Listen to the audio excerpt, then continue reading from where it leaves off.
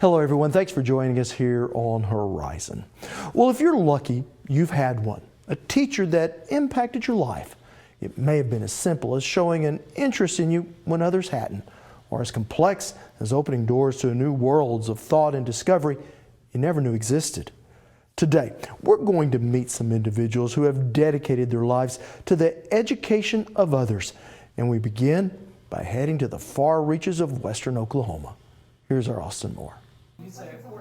If you were to mistake Tanner Thompson for one of his agricultural education students, you would be forgiven. Not only because he looks and, in fact, is young, but because this sixth-year teacher is usually working beside his students rather than lecturing them from the front. Agricultural education excels because it is hands-on. We're teaching a lot of the same principles that are being taught in the core classes, reinforcing what those science and math teachers are teaching, but we're doing so in a way that the students can grasp what's going on. They can get their hands dirty and understand those same principles, but in a very realistic manner. Lessons learned in this manner tend to stick. They stuck so well to former Cheyenne FFA student and current Congressman Frank Lucas that he still calls on them today.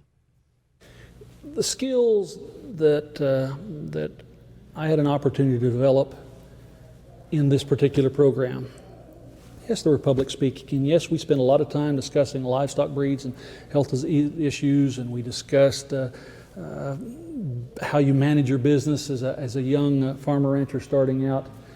But all of those skills serve a purpose. The techniques you learn here, maybe not everyone is going to go to a four-year comprehensive university. If you are, then everything that you've had in the program will help you. Maybe you're going to go to a community college or a junior college, a two-year program, and then use the skills that you enhance there to move forward. Or Oklahoma has an outstanding career tech system. For Lucas and his classmates, that foundation was laid by ag teacher Gary Kirk. So I only had one rule: don't make Kirk mad. And it's up to you to figure out what makes me mad. So therefore, I didn't have any problems. For 35 years, Kirk used sows, cows, and especially tractors to nourish western Oklahoma's most important crop.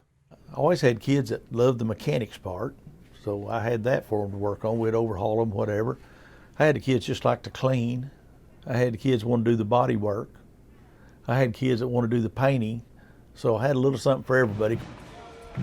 Those tractors are still around and make occasional public appearance.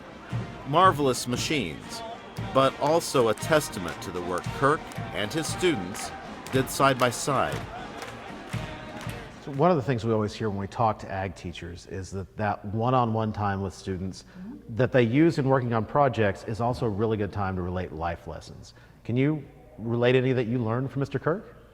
A lot of good advice about everything from the opposite sex to taking care of one's reputation and image in the community to studying hard and having a plan to focusing, a whole bunch of topics. Ironically, as I think back about it now, he wasn't really that much older than me. 14-year-old freshman. This was his second teaching post. He couldn't have been 26 or 27, but he seemed like an awfully mature, worldly guy to me in 1974. I visited with Mr. Kirk at Baptist Integris Hospital in Oklahoma City, where today he is battling both leukemia and melanoma. Had an old ag teacher tell me one time, he said, here's my philosophy of teaching. He said, I teach them about life, and if there's any time left, I teach them about agriculture. So I kind of followed that philosophy all through the years. I found another of Kirk's kids just a few miles away. On the 45th floor of Devon Tower, I spoke with Vice President of Public and Government Affairs, Alan Wright, who says the lessons he learned in Kirk's classroom echo throughout his work today. Problem solving. I mean, nothing on a farm happens like it does in a textbook, and nothing in that environment is linear and just easily solved. And so you got to think through and adapt and adjust and also deal with reality. And so my experiences in vocational agriculture and being exposed to those experiences have helped me a great deal. And then, you know, the leadership experiences in FFA, it was great leadership training. But for Wright, it was the life lessons that rooted most deeply. Well, I think that's where Gary was special, and you know, the best teachers always are. You know, those are the people that open your mind and really kind of go beyond the subject matter.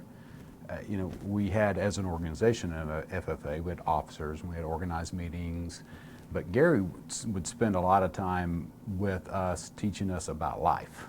And he took those opportunities to do it and just spent a lot of time trying to help us grow and think beyond just what was happening right now, which is a typical young person's point of view. Back in Cheyenne, the community has rallied around Gary Kirk. Blood drives in his honor are working to fill the bank. And every day, volunteers drive him the 2.5 hours to Oklahoma City and back again for his ongoing treatment schedule. The love this town feels for its ag teacher is amazing, but it is hardly unexpected. In fact, that bond between teacher and now community is what led Tanner Thompson to Kirk's old classroom. That's really the driving force behind why I'm here in the classroom on a daily basis, is to connect with those kids and to be a lasting part of their life. I don't want it to end when they graduate high school. I want to continue to see that through and make sure that they're excelling at whatever they want to do. That is why Gary Kirk may be in a fight for his life, but he isn't fighting alone. You don't know who you reach when you're teaching these kids. And it kind of showed me that I done more good than I thought I did.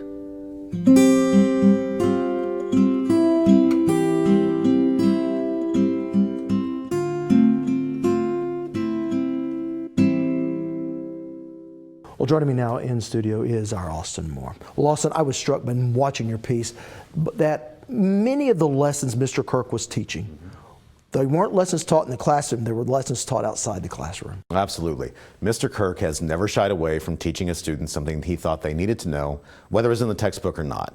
One of my favorite stories that he related to me is that when he graduated high school, the first time he was told he had to go pay taxes, well, he was floored. He didn't know where to go, what to do. So every year he took the seniors down to the courthouse, walked them through every office in that courthouse, told them what they needed to know there, who they needed to talk to, and what they were going to accomplish at that time. Wow. How is his health? Well, it's a challenge. Obviously, fighting two forms of cancer simultaneously is it's not ideal. I guess one way to look at it is he is getting to fight them at the same time. They didn't have to extend this fight out. They're kind of taking care of it all together, hopefully.